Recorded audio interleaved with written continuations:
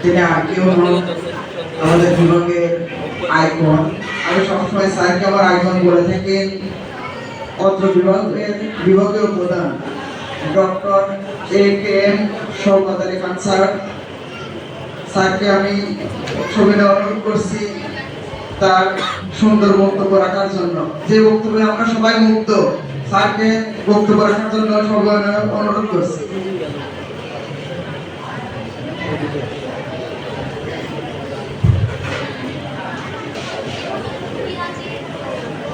শুভ অপরাহ্ন, শীতল সমীরণ স্নাত এই মধ্য দুপুরে সবাইকে স্বাগত। আমার প্রিয় শিক্ষার্থীবৃন্দ, আমার নান্দনিক শুভেচ্ছা এবং নিরন্তর ভালোবাসা গ্রহণ করুন। চেতনার তীব্রতায়, অপার অন্তহীনতা, উদ্বেগ উর্মিমুখর নিমিষে যে সকল ছাত্রছাত্রী তাদের চিন্তা, চেতনা, মেধা এবং মানসিকতার সুস্পষ্ট বন্দিশিকা জ্বালাতে তারা এই বিদ্যাপীঠে এসেছিল, আজকে তাদের বিদায়ের ক্ষণগতা।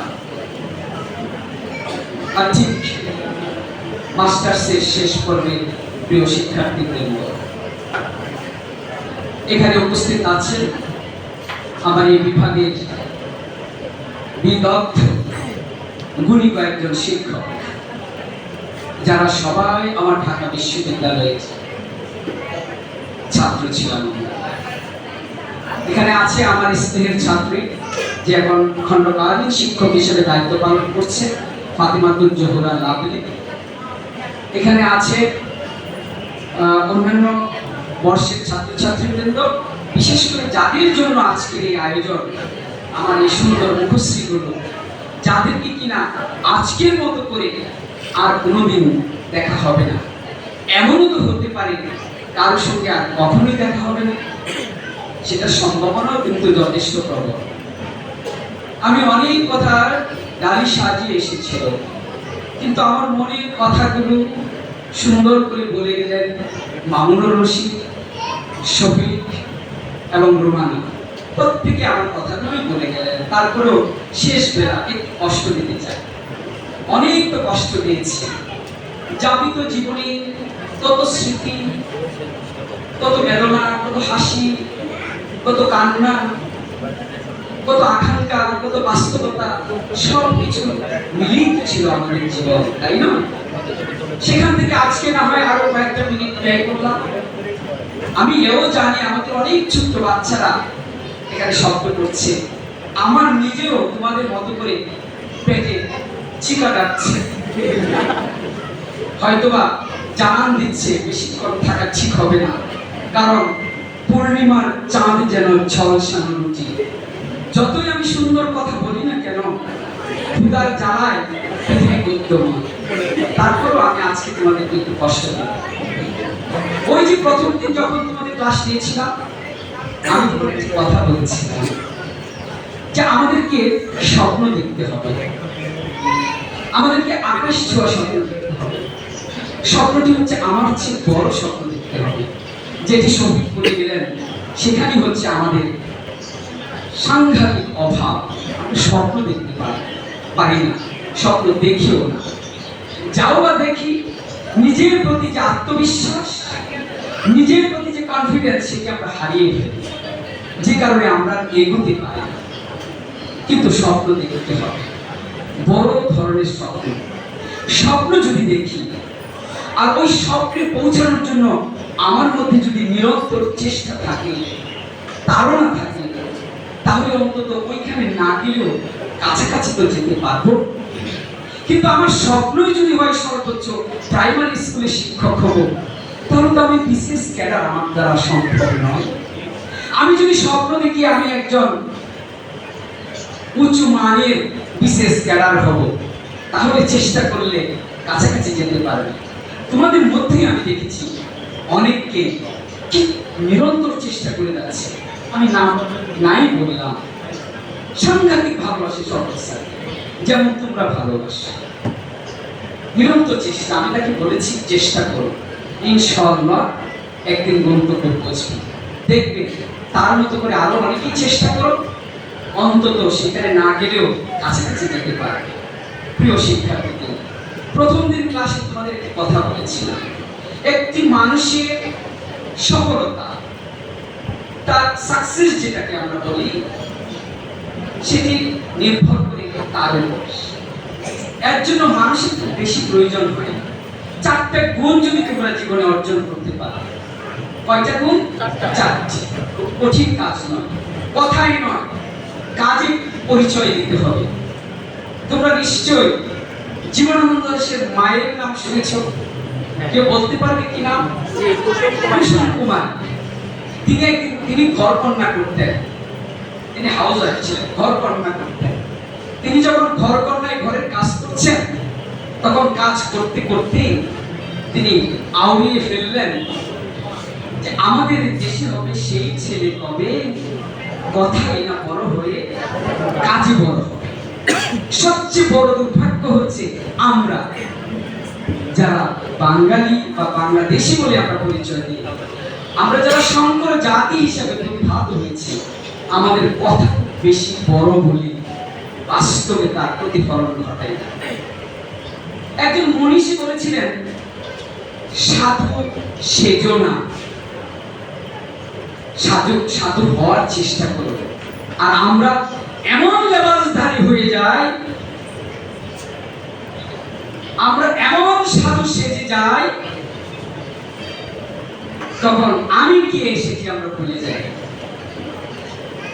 আমি একজন সরকারি কর্মকর্তা, সরকার আমাকে 1 লক্ষ টাকার উপরে বেতন দিয়ে তোমাদের এখানে পাঠিয়েছে। এখানে আমার অনেক শিক্ষক, প্রথম শ্রেণীর গ্যাজেটেড অফিসার সবাই।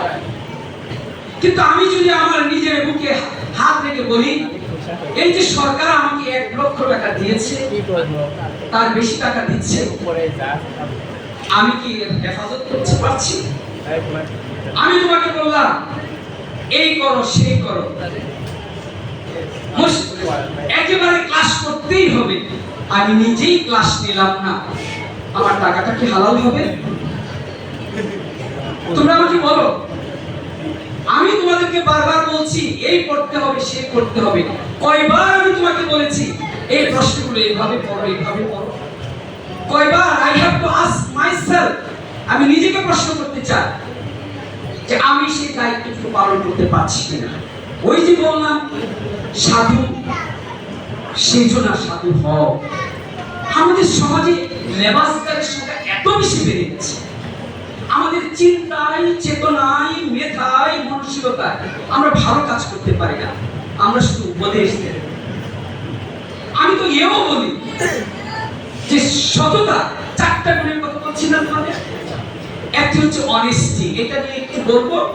Honesty, sincerity, hard working and commitment to work, এই 4টা বৈশিষ্ট্য যদি তোমার জীবনে থাকে, মনে রাখবা, honesty, sincerity, hard working and commitment to work, 4টা বৈশিষ্ট্য একজন মানুষের মধ্যে যদি থাকে, obviously he or she will be reach his or her desired goal। যে কথাটি বলছিলাম, ওই যে চিন্তায় সততা থাকতে হবে, মেধায় সততা থাকতে হবে, পরামর্শে সততা থাকতে হবে। আমি সেই দায়িত্বটুকু পালন করছি। কিছুদিন আগে আমি যখন গাড়িতে যাই, তখন আমি ওয়াজগুলো শুনি বসে বসে। আমি মাওলানা দেলোয়ার হোসেন সাইদি সাহেবের একটি ওয়াজ শুনছিলাম, আমার মনে গেঁথে গেল। উনি বললেন যে আপনি সরকারি চাকরি করেন, আপনি ফরজ নামাজ পড়তে যাবেন, ফরজ নামাজের জন্য আপনার সময় যদি থাকে 10 মিনিট, বাকি সুন্নত এবং নফল নামাজ আপনি তার চেয়ে কম সময় দিবেন। যদি না দেন, বাকি পুরোটা সময় আপনার ইনকাম হালাল হবে না। কিন্তু আমরা যদি নিজেদেরকে প্রশ্ন করি যে আমরা সেই কাজটুকু করছি কিনা, আমি আমার দায়িত্ব সঠিকভাবে পালন করছি কিনা, আমি আমার ছাত্রদের ক্লাস সঠিকভাবে নিচ্ছি কিনা, আমি আমার ছাত্রদের খাতার মূল্যায়ন সঠিকভাবে করছি কিনা, তাদেরকে সৎ পরামর্শ দিচ্ছি কিনা, তাদেরকে একটি সুন্দর স্বপ্ন দেখাচ্ছি কিনা, আমি শুধু হতাশার জয়গান গেয়ে যাব, আমি হতাশায় নিমজ্জিত হব, হতাশার ডঙ্কা বাজাবো, আর আমার ছাত্রদেরকে বলবো যে তোমরা ভালো হও, তোমরা বিসিএস ক্যাডার হও। তাহলে কি সব বিরোধিতা হলো না? এইটি হচ্ছে আমাদের সমাজের বাস্তব চিত্র। যতদিন পর্যন্ত আমরা শিক্ষক নামধারী, আমরা সারা বাংলাদেশে যারা আমরা নিজেদেরকে বদলাতে না পারি, ওই যে একটি কথা বদলায়, এসো নিজে বদলাই, সমাজ বদলাবে, রাষ্ট্র বদলাবে, পৃথিবী বদলাবে। আগে কাকে বদলাতে হবে? নিজেকে বদলাতে হবে। ওই যে বললাম, কথায়, চিন্তায়, চেতনায়, মেধায়, মননশীলতায়, প্রত্যেকটি কর্মে তোমাকে সৎ হতে হবে। শুধুমাত্র আর্থিকভাবে সৎ সেটি সৎ নয়, সেটি সতের একটি অংশ। অতএব সামগ্রিকভাবে, সামষ্টিক বিচারে তুমি যদি সততাকে লালন করার চেষ্টা করো, তোমাকে একজন পরিপূর্ণ মানুষ হতে হবে। যেমন নিজে স্বপ্ন দেখবে, আরেকজনকে স্বপ্ন দেখাতে চাইবে, স্বপ্নের চূড়ান্ত সীমায় পৌঁছানোর জন্য তাকে যে তাড়না তুমি দিবে, সেই তাড়নার মধ্যে সততা থাকতে হবে। আমি বললাম তোমরা ক্লাসে আসো না, আমি একদিনও ক্লাসে যাই না, এর নাম সততা নয়। আমি সৎ সেদিনই সৎ হব যেদিন তোমাকে ক্লাসে নিয়ে আসবো এবং আমি নিজেই ক্লাস করব। কিন্তু বড্ড একটা দুঃসময়ের মধ্যে, একটা বিচ্যুতিমূলক সমাজের ক্রান্তিকালের মধ্য দিয়ে আমরা যাচ্ছি। যেমন পাচ্ছি না আমরা ছাত্রছাত্রীদের, তেমন আমাদের শিক্ষকরা, আমরা কেমন যেন ছাত্রদের প্রতি উদাসীন হয়ে যাচ্ছে। এই মানসিকতার যতদিন পরিবর্তন না হবে, আমার ওই রোজগারটি, আমার ওই ইনকামটি হালাল হবে। আমি প্রায়শই এটি বলি, শুধু এখানে নয়, যে কোনো আলোচনায় বলি, আমার প্রথম কাজ হচ্ছে আমার শিক্ষকতা। আমরা যারা শিক্ষক, আগে নিজের বুকে হাত দিয়ে বলি আমি কয়টি ক্লাস নেই। যদি মনে করি যে আমি সঠিকভাবে ক্লাস নিতে পারি না, আমার ওই ইনকামটা হালাল হলো। আগে you have to ask yourself, নিজেকে প্রশ্ন করো। আগে নিজে বদলাও, তারপরে পরিবার বদলাবে, সমাজ বদলাবে, রাষ্ট্র বদলাবে। আমরা কি পারি না নিজে থেকে একটু উদ্যমী করতে? ওই যে বললাম প্রিয় শিক্ষার্থী, আমি কিন্তু নৈরাশ্যবাদী নই। I am not a pessimist, I am optimist. আমি আশাবাদী। একজন কবির কথা তোমাদের বলি, প্রিয় শিক্ষার্থীবৃন্দ, এই যে সাদা, তোমার দিকে আমি খেয়াল করে বলছি, একজন কবির দুটি লাইন মনে পড়ে গেল। সংসার সমুদ্র তরঙ্গের মেলা, আশা একমাত্র ভেলা। আমরা তো আশা নিয়ে বেঁচে আছি রে বাবা। আমরা কেন স্বপ্ন দেখবো না? আমরা কেন আশাই বুকবাসী দেখবো? তাই আশা রাখতে হবে, আশাবাদী হতে হবে, বলবে যে আমার দ্বারা সম্ভব। কেন নয়? করিম পারে, যদু পারে, রহিম পারে, মধু পারে, আমি কেন পারবো না? ওই যে বললাম, 4টা গুণ তুমি অর্জন করো, অবভিয়াসলি তুমি তোমার কাঙ্ক্ষিত লক্ষ্যে পৌঁছে যাবে। শফিক যেমনটি বলছিলেন, যেতে নাহি দোহার। আমি একটু যদি তার সঙ্গে মিলে বলি, এই অনন্ত চরাচরে স্বর্গমর্ত চেয়ে সবচেয়ে পুরাতন কথা, সবচেয়ে পুরাতন সুর, যেতে নাহি দেব হয়, তবু যেতে দিতে হয়, তবু চলে যায়। আজকের দিনটি তোমাদের কাছে আমি বিবেচনা করবো 2 দিক থেকে। একটি হচ্ছে আনন্দ, আর হচ্ছে বেদনা। কেন আনন্দ? আনন্দের এই কারণে যে তোমরা জীবনের একটা স্টেজ তোমরা অতিক্রম করতে যাচ্ছ। তোমরা এখন মুক্ত বিহঙ্গের মতো অনাবিল নান্দনিক সৌন্দর্যের অবগাহনের জন্য তোমরা সম্মুখ পালিয়ে এগিয়ে যেতে পারো। ধরা বাঁধা যে নিয়ম, সেখান থেকে তোমরা বেরিয়ে আসতে পারছো। এটি আনন্দের। একটি পাখি যখন খাঁচায় বন্দি থাকে, তখন ছটফট করতে থাকে কখন সে মুক্ত হবে। তোমরা এতদিন খাঁচায় বন্দি পাখি ছিল, আজকে মুক্ত বিহঙ্গের মতো ডানা মেলে তোমরা উঠতে পারবে। এটা তোমাদের আনন্দের বিষয়, তাই নয় কি? আবার যখন বলি আরে আলামিন, মামুন জোয়ারদার, শামীম, শাহনাজ, টুম্পা, অগণিত যারা আছো, বাপি, সেই সবার নাম না বললে মাইন্ড করো না, তাদের পদচারণায় এই সমাজ বিজ্ঞান বিভাগ আর প্রকম্পিত হবে না। সকল স্যার, অহিত স্যার এবং অন্যান্য স্যারের দীপ্ত পদচারণায় আমাদের সঙ্গে তাদের যে সৌহার্দ্যপূর্ণ সম্পর্ক, আমাদের সঙ্গে তাদের যে নান্দনিক সম্পর্ক, সেটি হয়তো আগের মতো পাবো না। তখন নিশ্চয়ই তোমাদেরকে বেদনার্থ করবে। তাই বেদনার রং হয়নি, আজকে হচ্ছে আনন্দ এবং বেদনা মিশ্রিত। তোমরা চলে যাবে যেখানেই যাও, এই সমাজ বিজ্ঞান বিভাগের কথা মনে রাখবে। সমাজ বিজ্ঞান বিভাগকে যে ভালোবেসেছ, এটি যেন তোমাদের মনের মনে কোথায় স্থান করে নিতে পারো। আমরা যারা শিক্ষক, পরিবর্তিত পরিস্থিতির কারণে সামগ্রিক শিক্ষা যেমন দিতে পারিনি, আবার তোমাদের অনুপস্থিতির কারণেও আমাদের ব্যথায় আমরা ব্যথিত হয়েছি। সব মিলিয়েই আমরা মানুষ। কখনো তোমাদেরকে আমি শাসন করেছি, কিন্তু দিন শেষে সর্বোচ্চ মাস তোমাদের দিয়েছি, তোমাদের ভালোবাসার বহিঃপ্রকাশ ঘটিয়েছি। এটি হচ্ছে নিয়ম, এটি হচ্ছে একজন শিক্ষকের সার্থকতা। তোমরা দেখেছো আমার শিক্ষকতার জীবনে প্রায় 29 বছর অতিক্রান্ত হচ্ছে। আরো 4 বছর যদি আল্লাহ বাঁচিয়ে রাখেন, আল্লাহ পাক সুবহানাহু ওয়া তাআলার কাছে প্রার্থনা করি অগণিত ছাত্র ছাত্রীদের যে ভালোবাসা শিক্ষিত হয়েছে, চিন্তা করতে পারবে না। ভাবার পর যে মাত্র 3 বছর ছিলাম, সেদিন একটি কাজে জাতীয় বিশ্ববিদ্যালয়ের সভাতে আমাকে ভাওয়াল কলেজে যেতে হলো। আমার চোখে অশ্রু চলে আসলো। 8-10 জন শিক্ষক যখন শুনলেন, মসজিদের ইমাম যখন শুনলেন যে শওকত স্যার আসছে, কোত্থেকে এতজন এসে আমাকে জড়িয়ে ধরলেন, ভালোবাসা আমাকে সিক্ত করলেন। অধ্যক্ষ মহোদয় ভালোবাসা সিক্ত করলেন। যখনই যেখানে যাই, আমার প্রাক্তন ছাত্রছাত্রীরা যখন আমাকে আবেগে জড়িয়ে ধরে, আমার সে কি আনন্দ, সে কি ভালোবাসা, সেটি একজন শিক্ষকের সবচেয়ে বড় পাওয়া। আমার জীবনে একটি লক্ষ্য ছিল, আমি এই সমাজ বিজ্ঞান বিভাগের হাতে করি আমার কি হয়েছে, অনার্স মাস্টার্স এখানে আমরা চালু করেছি। কত হাজার হাজার ছাত্রছাত্রী আমার হাত দিয়ে বেরিয়ে গেছে।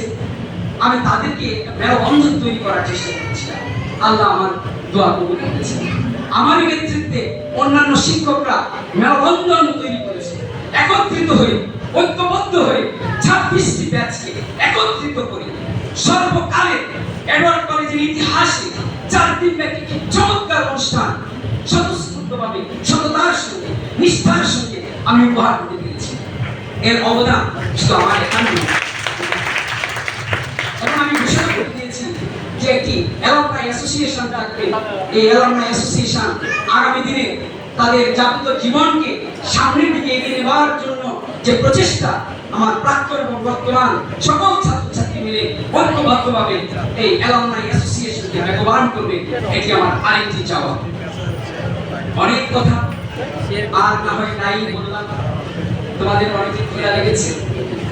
শিক্ষকতা করতে গিয়ে, তোমাদের পড়াতে গিয়ে অনেক সময় অনেক খুব অবাঞ্ছিত ভাবে বা অনাকাঙ্ক্ষিত ভাবে কঠোর কথা বলেছি, গালি দিয়েছি, অবশ্য মানি নাই। এই বয়সে তো মারা যায় না, তাই না? তবে যদি অনেক কষ্ট দিয়ে থাকে আমি এবং আমার শিক্ষক, তোমরা ক্ষমা সুন্দর দৃষ্টিতে দেখবে। আজকের জন্য যেখানে আমরা থাকি, আমরা যেন আমাদের পরস্পরকে মনে রাখতে পারি। আমার ভালো লাগে, আজকে থেকে 25 বছর আগে বেরিয়ে গেছে একটা ছাত্র যখন ফোন করে, একটি ছাত্র যখন ফোন করে বলে, হ্যালো স্যার, আসসালামু আলাইকুম, আমি ওই ব্যাচে টুম্পা, চিনতে পারছেন স্যার? হ্যাঁ, কেন চিনতে পারবো না, ওই যে তুমি মাঝে মাঝে সাজুগুজু করে আসতে, স্যার আপনি মনে রেখেছেন? এই যে ভালোবাসা ছাত্রছাত্রীদের প্রতি যে শিক্ষকের ভালোবাসা, এটাই তো একজন শিক্ষকের সবচেয়ে বড় পাওয়া। প্রিয় শিক্ষার্থীদের ভালোবাসা নিয়ে একটি কথা বলে আমার বক্তব্য শেষ করব। তোমাদের উদ্দেশ্যে এটি আমার শেষ কথা। আমি সকলের দৃষ্টি আকর্ষণ করছি, যারা বক্তব্য দিয়েছেন সবার কাছে কৃতজ্ঞ, যারা আয়োজন করেছেন আমার এই আলামিন সহ মাহমুদ জোয়ার কই, তোমরা সবার প্রতি আমার ভালোবাসা উজাড় করে দিলাম আজকের জন্য। তোমাদের জন্য আমার সমস্ত কিছু, আমার হৃদয় কিন্তু ভালোবাসা, অপরাণ ভালোবাসা তোমাদের জন্য আজকে আমি দিয়ে গেলাম, তোমাদের জন্য আশীর্বাদ করে গেলাম। তোমরা যেখানেই থাকো তোমাদের জীবন যেন সুস্থির হয়, কণ্ঠকাকীর্ণ মুক্ত জীবন যেন হয়, এক সুন্দর জীবন আগামী পাথেও জীবন পাথেও যেন তোমাদের নান্দনিক ঐশ্বর্য ভরে উঠুক, এই প্রত্যাশা করি। শেষে একটি কথা বলে আমি তোমাদের কাছ থেকে বিদায় নেব। প্রিয় ছাত্রছাত্রী, তোমরা কি আমাকে ভালোবাসো? কেমন ভালোবাসা? তাহলে ভালোবাসা দিয়ে আমার কথাটি শেষ করবো। মামুন, তোমরা তো বলেছো তোমরা আমাকে খুব ভালোবাসো, তাহলে ভালোবাসার 4টি চরণ আবৃত্তি করে আমি তোমাদের কাছ থেকে বিদায় নেব। একটু ধৈর্য সহকারে শোনো। যখন তুমি বলো আমি বৃষ্টি ভালোবাসি, কিন্তু যখন বৃষ্টি আসে তখন তুমি ছাতার আশ্রয় নাও।